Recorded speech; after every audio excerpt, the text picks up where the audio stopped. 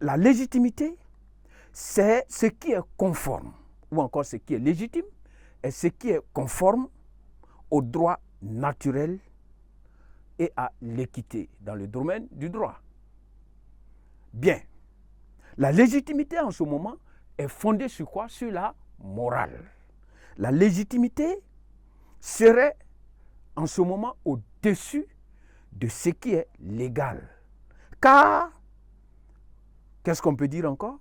Un acte peut être légal sans être légitime.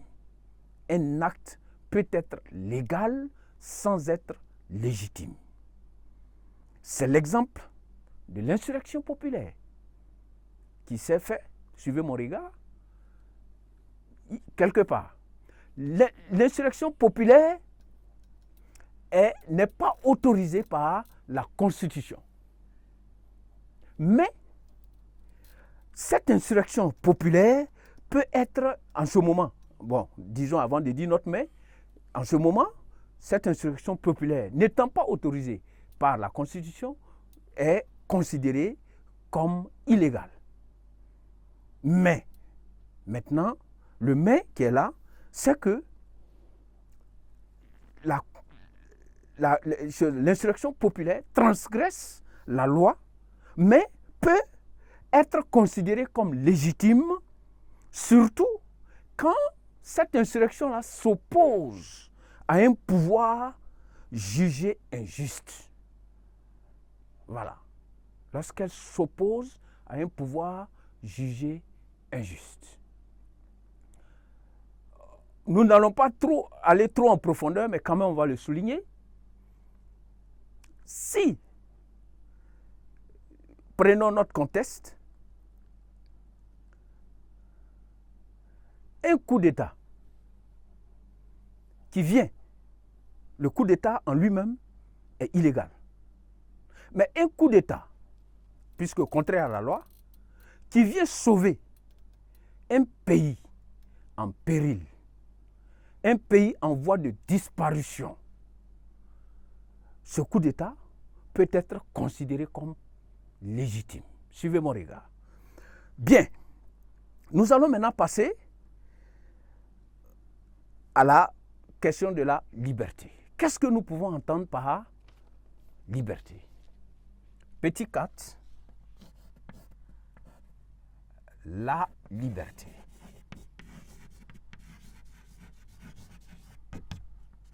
La liberté,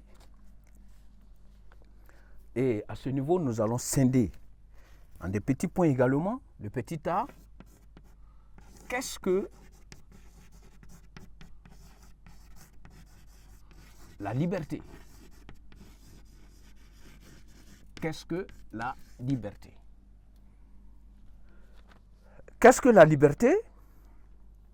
On entend généralement parler de liberté. Le concept de liberté dérive du latin. Donc, nous partons toujours de l'étymologie. Le concept de liberté, voilà, selon son étymologie,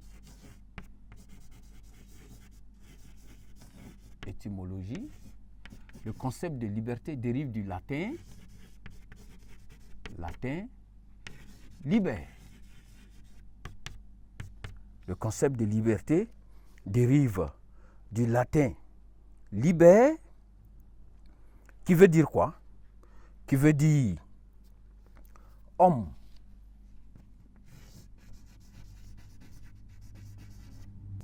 qui n'obéit qu'à lui-même. Qui n'obéit qu'à lui-même. Voilà, par opposition à servus, opposé à servus, opposé à servus, voilà, qui veut dire, qui signifie ici simplement, tout simplement, esclave. Voilà. L'esclave, lui, il obéit à quelqu'un qui lui donne des ordres. Il sert, il rend service, il exécute des ordres. Maintenant, nous allons, à l'issue de l'étymologie du mot liberté, nous allons voir le sens courant, que nous confère le sens courant du mot liberté. La liberté ici, au sens courant, est le pouvoir de faire ce que l'on veut en toute indépendance. Le pouvoir de faire ce que l'on veut, il y a la volonté, en toute indépendance, sans aucune contrainte bien sûr. Voilà. Maintenant, nous allons parler de quelques conceptions au petit b de la liberté. Petit b, quelques conceptions. Quelques conceptions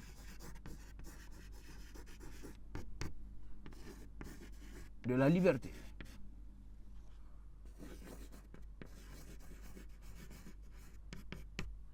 Quelques conceptions de la liberté. Et à ce niveau, nous allons parler de la liberté comme acceptation de la nécessité. Liberté comme acceptation de la nécessité. À ce niveau, les stoïciens, par exemple, disaient que être libre consiste à faire appel à sa raison pour se reconnaître comme tel et accepter le mouvement d'ensemble. Donc on accepte le mouvement d'ensemble parce que nous faisons appel à notre raison. Et à ce niveau, nous allons citer Épictète. Nous connaissons la position des stoïciens, voilà, qui pour eux, en partant même de l'idée d'Épictète, Épictète, nous allons juste noter son nom, Épictète,